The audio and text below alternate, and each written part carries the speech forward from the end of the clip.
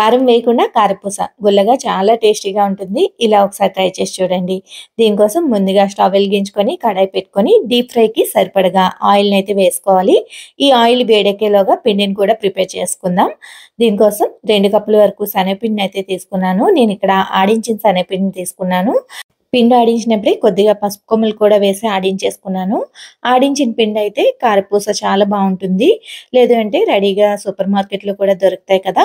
ఆ పిండినైనా యూజ్ చేయొచ్చు. దీంట్లోని క్రిస్పీనెస్ కోసం 2 స్పూన్ల వరకు వరిపిండి, అలాగే రుచికి తగ్గట్టుగా ఉప్పు, కారానికి అర స్పూను వాములోని 7, 8 మిరియాలని వేసి మిక్సీ పట్టేసి దాన్ని వేసుకున్నాను అనమాట.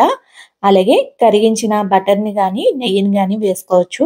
ఇవన్నీ వేసుకున్న తర్వాత ఒకసారి బటర్ వేడిగా ఉండడం వల్ల స్పూన్‌తో కలిపేసుకొని, ఆ తర్వాత చేత్తో మొత్తం అంతా కలిసేలాగా కలుపుకోవాలి.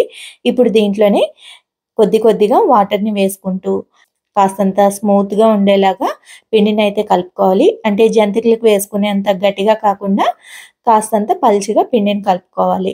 చూసారు కదా! ఇలా కలుపుకోవాలనమాట.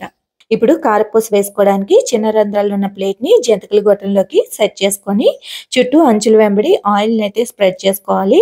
ఆయిల్ స్ప్రెడ్ చేసుకున్న తర్వాత మనం కలిపుంచుకున్న పిండిని కొద్దిగా మోతాదులోని ఈ గొట్టంలోకి పెట్టేసుకొని, మూత పెట్టేసుకొని, ఈ విధంగా కారపూసనైతే వేసేసుకోవాలి. ఈజీగా వచ్చేస్తాయండి ఇలా వేసుకుంటే.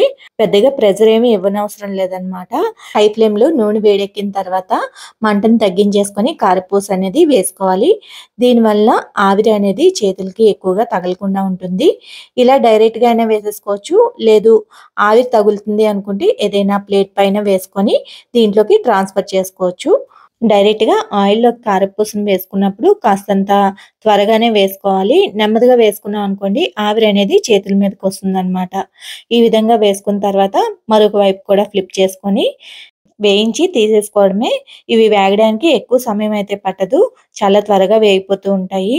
చివరగా కరివేపాకు ఫ్లేవర్ ఇష్టము అనుకుంటే కరివేపాకును కూడా వేయించి కారపూసపై వేసుకున్నాం అనుకోండి ఈ టేస్ట్ అనేది చాలా బావుంటుంది. ఒకవేళ కరివేపాకు ఫ్లేవర్ ఇష్టం లేదు అనుకుంటే వాటిని స్కిప్ చేసేయొచ్చు. అంతేనండి. కరకరలాడే కారపూస చాలా ఈజీగా ఇంట్లోనే ప్రిపేర్ చేసుకోవచ్చు. ఇది పిల్లలు చాలా ఇష్టంగా తింటారు. టీ టైమ్ స్నాక్‌గా కూడా ఈ కారపూస చాలా బావుంటుంది. ఇలా ఒకసారి ట్రై చేసి చూడండి. మీకెలా వచ్చిందనేది షేర్ చేసుకోవడం మాత్రం మర్చిపోకండి. అలాగే వీడియో నచ్చితే లైక్ చేయండి, షేర్ చేయండి, సబ్స్క్రైబ్ చేస్తూ మీ సపోర్ట్‌నైతే తెలియజేయండి.